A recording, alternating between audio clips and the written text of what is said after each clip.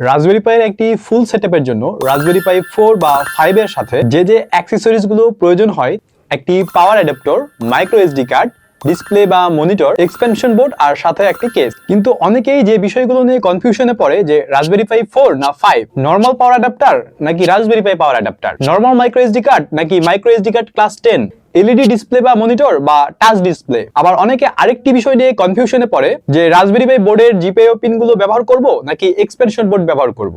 চলুন আজকের ভিডিওতে এই সবগুলো বিষয় ক্লিয়ার করি। প্রথমে আসি যে বিষয়টা রাসবেরি পাই 4 নাকি 5 কিনবেন। রাসবেরি পাই 4 এবং 5 দুটোরই 4GB এবং 8GB ভার্সন রয়েছে। তবে রাসবেরি পাই 4 এর তুলনায় রাসবেরি পাই 5 কিছুটা তুলনামূলক ফাস্টার।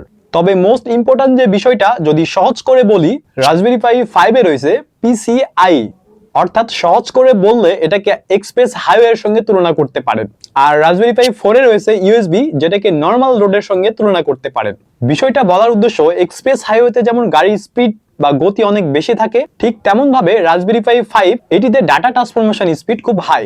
অর্থাৎ যদি আপনার AI accelerator card, network card, graphics card, SD card, SSD card এগুলো ব্যবহার করার প্রয়োজন পড়ে, এক্ষেত্রে রাসবেরি পাই 5 আপনার জন্য বেস্ট। আর অন্যদিকে আপনার যদি তুলনামূলক সিম্পল প্রজেক্ট রান করার প্রয়োজন হয়, এক্ষেত্রে রাসবেরি পাই 4 হতে পারে আপনার জন্য বেস্ট। এবার আসি পাওয়ার অ্যাডাপ্টার বিষয়ে। রাসবেরি পাই 4 বোর্ডটিতে 5 ভোল্ট 3 অ্যাম্পিয়ার এবং রাসবেরি পাই 5 বোর্ডটিতে 5 ভোল্ট 5 অ্যাম্পিয়ার প্রয়োজন। তবে অনেকেই ভেবে থাকেন বাসায় তো স্মার্টফোনের অ্যাডাপ্টার গুলো রয়েছে, তাহলে আলাদা করে অ্যাডাপ্টার কেনার প্রয়োজন কেন? এখানে একটি গুরুত্বপূর্ণ নোট হলো, বাসায় ব্যবহৃত স্মার্টফোনের পাওয়ার অ্যাডাপ্টার দিয়ে রাসবেরি পাই বোর্ড চালানোর ক্ষেত্রে যে বিষয়টি সমস্যা হয় তা হলো আনস্টেবল ভোল্টেজ ইস্যু। এর ফলে যে সমস্যাগুলো হয়, হঠাৎ করে ডিভাইস রিস্টার্ট নেয়, অনেক ক্ষেত্রে দেখা যায় ওয়াইফাই ডিসকানেক্ট হয়ে যায়, সিস্টেম ল্যাগ করে, আবার অনেক ক্ষেত্রে এসডি কার্ড কারাপ্ট করতে পারে।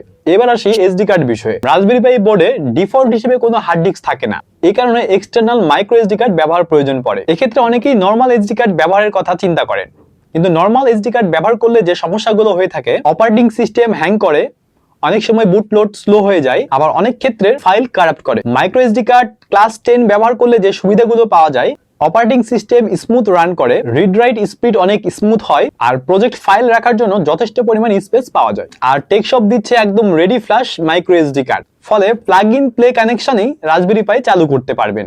আর রাসবেরি পাই বোর্ডে ক্যামেরা মডিউল ব্যবহারেরও সুবিধা রয়েছে।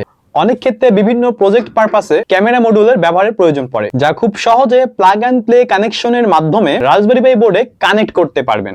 আর টেকশপ বিডিতে বিভিন্ন রেজুলেশনের ক্যামেরা মডিউল রয়েছে, নরমাল রেজুলেশন থেকে শুরু করে নাইট ভিশন ক্যামেরা মডিউল সবই ব্যবহার করতে পারবেন এই রাসবেরি পাই বোর্ডে। অনেকেই প্রশ্ন করেন রাসবেরি পাই বোর্ড বাসায় ব্যবহৃত এলইডি মনিটরে ব্যবহার করতে পারবেন কিনা। হ্যাঁ, অবশ্যই পারবেন, তবে এক্ষেত্রে কিবোর্ড এবং মাউস এক্সট্রা করে লাগানোর প্রয়োজন পড়ে, আর সাথে জায়গাও বেশি পরিমাণ প্রয়োজন হয়। সেক্ষেত্রে 7 ইঞ্চি টাচ ডিসপ্লে ব্যবহার করলে কিবোর্ড এবং মাউস ব্যবহারের প্রয়োজন পড়বে না, এবং সাথে আপনার স্পেস কম প্রয়োজন পড়বে, এবং এটি নিয়ে আপনি যে কোনো জায়গায় সহজেই মুভ করতে পারবেন। আর জিপিআইও পিনের ক্ষেত্রে রাসবেরি পাই বোর্ডের জিপিআইও পিনগুলো সরাসরি ব্যবহার করলে অনেক সময় তার জট লেগে যায়। কানেকশন দেওয়ার ক্ষেত্রে অনেক সময় বারবার উল্টিয়ে পিন কনফিগারেশন দেখতে হয়, আবার অনেক ক্ষেত্রে ভুল কানেকশন হলে বোর্ড ড্যামেজ হওয়ার সম্ভাবনাও থাকে। তাই এক্ষেত্রে সবচেয়ে নিরাপদ এক্সপেনশন বোর্ড ব্যবহার করা। এক্ষেত্রে ইজিলি এক্সটার্নাল রিলে এবং সেন্সর কানেকশন করা যায়, আর যা বিগিনারদের জন্য খুব হেল্পফুল হয়। অনেকের মনে প্রশ্ন আসতে পারে রাসবেরি পাই বোর্ডের সাথে কেস কেন ব্যবহার করতে হবে। রাসবেরি পাই বোর্ড কেসবিহীন ব্যবহার করলে যে সমস্যাগুলো হয়ে থাকে, অনেক সময় শর্ট সার্কিট হওয়ার সম্ভাবনা থাকে, বোর্ডে অনেক ধুলাবালি জমা হয়, বোর্ড নড়াচড়া করার কারণে অনেক সময় পিনগুলো ঢিলা হয়ে যায়, আর কুলিং ফ্যান না থাকায় হিটিং ইস্যু তৈরি হয়। এই কারণে রাসবেরি পাই বোর্ডের সঙ্গে রাসবেরি পাই কেস এবং কুলিং ফ্যান সাজেস্ট করা হয়। এগুলো অ্যাক্সেসরিজ ছাড়াও একটি কমপ্লিট সেটআপের জন্য micro HDMI to HDMI cable প্রয়োজন পড়ে।